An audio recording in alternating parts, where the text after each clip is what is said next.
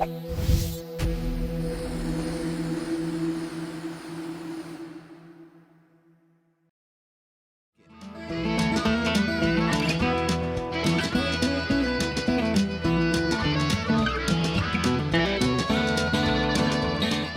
riding is really slow and boring. You just sort of totter up the wave really slowly and then just sort of flop back down again. Hardly worth bothering with unless the wind is completely onshore and it's impossible to do much else.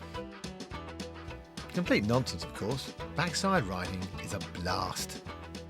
For myself, it's sometimes some of the most fun wave riding there is, especially in European type conditions. If it's a bit mushy, a little bit onshore, it's not a big wave, down the line riding then is okay, but you might get one okay turn.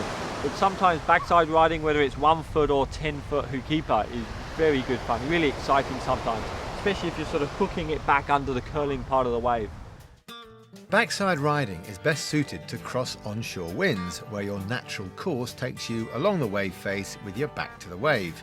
And because these are the conditions that prevail around many shores, this is most people's introduction to wave riding. The first step is just to do shallow turns and manoeuvre into positions where you let the wave do the work.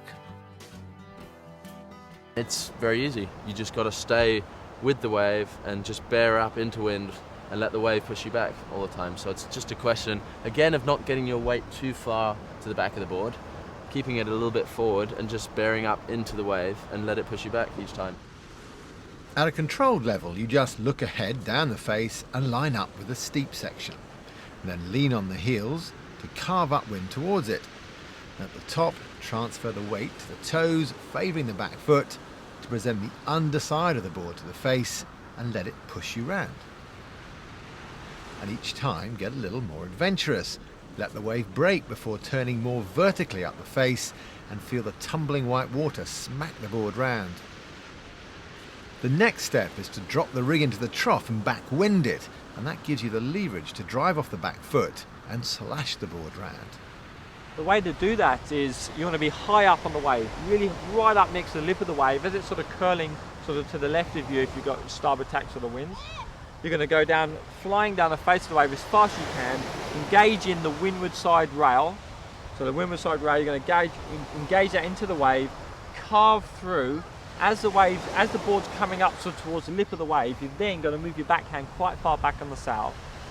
Rails engaged, your backhand's going back, your board's going to start carving back towards the beach. You literally push and lean against your sail, and that then will backwind the sail and flick the whole lot forward. So you can do backside aerials or just backside sort of cutbacks, and you really work with your backhand, moving it as far back as you can, pushing against it, and then when you push, it will literally sort of do like a flick motion, and then flick you out, and you'll be landing sort of going forwards again towards the shore, hopefully. You want to have a lot of speed. That's kind of the key aspect, you know, to be going fast and to be right close to the wave and the whitewater where it's breaking, so you know that you are riding the wave.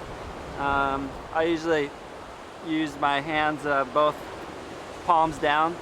Look where you're going, you know, like wherever your head goes, that's kind of where your rig and everything else goes. So a lot has to do with the sail, you know, you kind of push down with your back hand when you're going up to go backside off the lip. So you're kind of pushing down with your sail and using that momentum to go up and hit the lip backside. So this is the position we're talking about. He's carved right up to the lip on his heels, so he's dead into wind. He then lays the sail down, pushes on the backhand, and then comes back up to him, and he can drive off the top. Dropping both body and rig down into the void is scary, as you're aware that the wave is going to drill you onto your kit if you get it wrong. So a smart plan can be to get used to the action on flat water, carving up wind before backing the sail and using that leverage to drive the tail out behind you. With the lay down backside, it's really a question of going into it slowly kind of thing. You want to start by just slightly putting it down and pushing on your backhand, because as soon as you push on your backhand, the sail will come upright again, and that is the key. So you know if you start to get worried, you can just push on your backhand and it'll come back up, and also weight on the back foot as well. So it's a question of just pushing it each time a little bit more to the extent that you'll be able to push it right down and have the tip of the sail almost touching the water. It is a good feeling, especially when you get to the level where your mast tip ends up below you. And the toppest of the top tips is that the harder and further you carve upwind, even to the extent where the nose is turned under the foot of the sail, the easier it is to backwind the sail.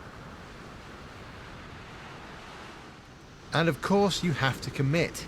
The faster your bottom turn, the further you lay the sail down, and the harder you push with the backhand, the more flick you can get and the more explosive the move. And it's when you time that push and flick just as the lip smacks the underside of the board that you start to launch into those first backside aerials. If you do a backside aerial, or any backside, you got to keep the speed, you know. So you stay on the top side of the wave when you come down with it, and you try to stay on the top side to actually get them to keep the speed going. If you come too far down, you will lose your speed and you can't get up again. So what you do is you look for the breaking part of the wave where you can actually put your boards against and throw yourself forward. You may have spotted the similarity between a backside aerial and that classic freestyle move, the shove it. That's the one where you jump into wind, drop the sail downwind, push on the backhand to backwind the sail, and then use that pressure as leverage to throw the tail upwind and above you. Now that one was done on the way out, but time that same movement on the way in, so you lay the sail down and backwind it as you carve up towards the peak, and you have yourself a backside aerial.